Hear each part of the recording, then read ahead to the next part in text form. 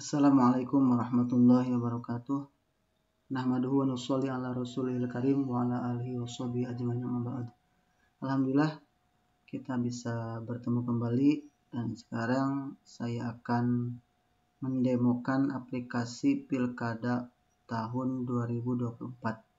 Alhamdulillah setelah beberapa lama pengerjaan aplikasi ini sudah rampung, sudah selesai dan sudah siap digunakan. Sudah banyak yang meminta atau menanyakan tentang aplikasi ini. Mohon maaf baru rilis sekarang karena memang untuk aplikasi yang sekarang yang Pilkada 2024 berbeda dengan Pilkada 2020. Salah satu perbedaannya yaitu untuk yang sekarang itu lebih simpel, jadi satu aplikasi sudah berisi untuk di level kabupaten kota. Kalau yang dulu itu per kecamatan per Excel, jadi ketika banyak kecamatan ya banyak aplikasinya. Nah sekarang lebih simpel lagi, semoga bisa lebih memudahkan ya.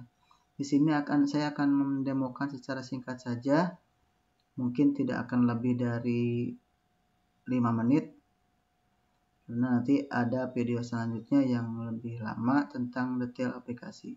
Di sini saya hanya menjelaskan ada beberapa menu, ada menu input data, kemudian ada menu input hasil, ada rekap umum. Dashboard utama ini adalah menampilkan untuk tampilan awal, kemudian ada input data untuk mengisi nama kecamatan, nama desa, nama calon, dan sebagainya. Kemudian input hasil ini untuk mulai memasukkan atau menginput perolehan dari tiap TPS. Jadi masuk ke rekap kecamatan, nanti kemudian masuk ke rekap umum. Nah, di sini rekap umum adalah rekap untuk level kabupaten kota. Itu secara umum aplikasi ini sangat simpel, jadi tinggal diklik, diketik nama kecamatan, nama desa, nama calon, kemudian tinggal input hasilnya dari tiap kecamatan. Ini banyak, nanti hasilnya ada di rekap umum. Ini sebagai gambaran umum saja, nanti ada video lanjutan yang lebih detail lagi tentang aplikasi Pilkada. Terima kasih.